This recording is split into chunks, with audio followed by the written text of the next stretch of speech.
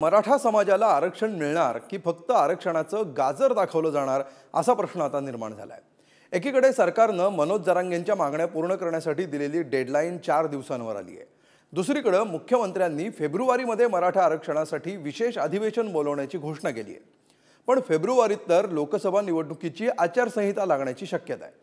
त्यानंतर आरक्षणाचा निर्णय होणं कठीण असल्यामुळे सरकारला आरक्षण खोळंबून ठेवायचंय का असाही प्रश्न विचारला जाऊ लागलाय। बघूया याबाबतचा एक रिपोर्ट। फेब्रुवारीमध्ये विधिमंडळाचं विशेष अधिवेशन बोलवून आवश्यकतेनुसार मराठा समाजाला आरक्षण दिलं जाईल।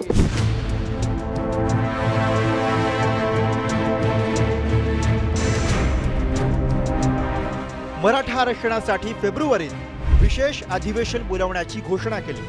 26 ते 29 फेब्रुवारी दरम्यान मुंबईत हे अधिवेशन होण्याची शक्यता आहे। या विशेष अधिवेशनाद्वारे नवा कायदा आणण्याचा सरकारचा प्रयत्न आहे। पण खरंच फेब्रुवारीत मराठा आरक्षण देणं हे शक्य आहे का?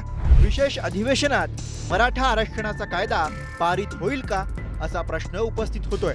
कारण फेब्रुवारीत होणाऱ्या विशेष अधिवेशनाच्या टायमिंगवर काँग्रेसनं आक्षेप घेतलाय। फेब्रुवारीमध्ये लोकसभा निवडणुकीची आचारसंहिता लागल्यास काय करणार असा सवाल माजी मुख्यमंत्री पृथ्वीराज चव्हाणांनी केलाय। मराठा समाजाला आरक्षण देण्यासाठी मी आपल्याला अध्यक्ष महोदय सांगू इच्छितो, सभागृहाला सांगू इच्छितो की आवश्यकतेनुसार हे जे राज्य मागासवर्ग आयोगाचा अहवाल आल्यानंतर फेब्रुवारीमध्ये विधिमंडळाचं विशेष अधिवेशन बोलवून आवश्यकतेनुसार मराठा समाजाला आरक्षण दिलं जाईल। फेब्रुवारीमध्ये आचारसंहिता लागेल।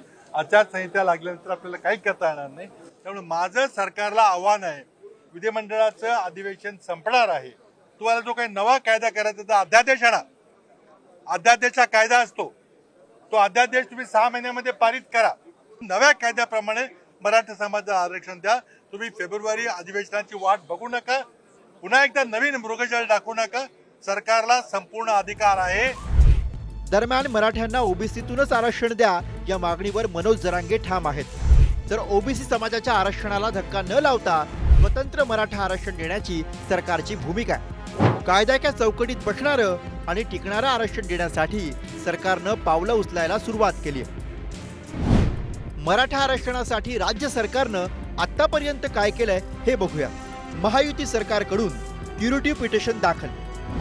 सर्वोच्च न्यायालयात मराठा आरक्षण टिकण्यासाठी कायदेतज्ञांची फौज उभी। न्यायालयीन लढाईत सरकारला मार्गदर्शन करण्यासाठी निवृत्त न्यायमूर्ती दिलीप शिंदेंच्या अध्यक्षतेखाली कृती गट स्थापन। मराठवाड्यातील मराठा कुणबी मराठा जात प्रमाणपत्र देण्याची कार्यपद्धती निश्चित। माजी न्यायमूर्ती शिंदे समितीचा पहिला अहवाल 31 ऑक्टोबरला राज्य मंत्रिमंडळानं स्वीकारला। न्यायमूर्ती शिंदे समितीचा दुसरा अहवाल 18 डिसेंबरला स्वीकारला।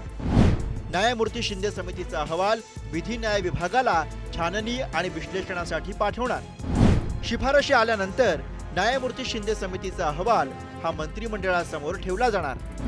राज्य मागासवर्ग आयोगाला नव्यानं इम्पेरिकल डेटा गोळा करण्याचे आदेश देण्यात आले। राज्य मागासवर्ग आयोग महिन्याभरात अहवाल सादर करणार। याबाबत सर्वोच्च न्यायालयात क्युरेटिव्ह पिटिशन दाखल केलं। सर्वोच्च न्यायालयाने जे क्युरेटिव्ह पिटिशन जे आहे त्याच्यामध्ये ओपन कोर्ट हिअरिंगला त्यामध्ये त्यांनी म्हटलंय लिस्टिंग करू आणि प्रोसेसमध्ये ऐकू। पॉझिटिव्ह जे आहे मराठा समाजाच्या बाबतीमध्ये एक तशा प्रकारचा निर्णय झालाय। ते एक तर पहिलं म्हणतात की आम्ही क्युरेटिव्ह पिटिशन करणार। क्युरेटिव्ह पिटिशन ही घटनात्मक तरतूद नाही, रिव्ह्यू पिटिशन ही घटनात्मक तरतूद आहे। रिव्ह्यू पिटिशनमध्ये सुप्रीम कोर्टाच्या फैसल्याचा त्यांनी पुनरुच्चार केलेला आहे आणि महाराष्ट्राचा 2018चा कायदा रद्द केलेला आहे। आता क्युरेटिव्ह पिटिशनमध्ये तो जिवंत होईल का मला वाटत नाही, पण तरी पण सरकारला करायचं असेल तर काय हरकत नाही। पण क्युरेटिव्ह पिटिशन जर यशस्वी झालं नाही तर पुढं काय, तर त्याकरता सरकार सांगते की आम्ही फेब्रुवारीमध्ये नवा कायदा आणू। मग तुम्ही नवा कायदा फेब्रुवारीमध्ये का थांबताय?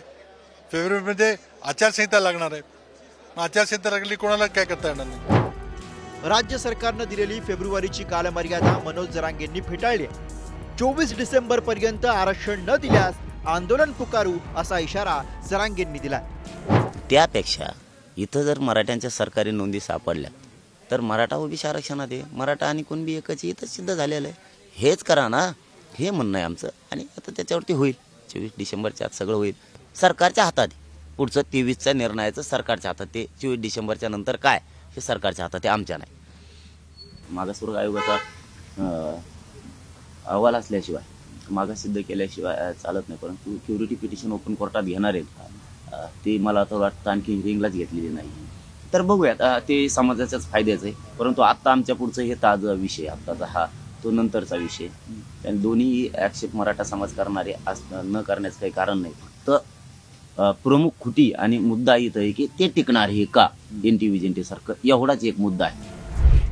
दरम्यान मराठा धनगर आरक्षण परिस्थितीवर खासदार उदयनराजे भोसले, रणजितसिंह नाईक निंबाळकरांनी पंतप्रधान नरेंद्र मोदींशी चर्चा केली.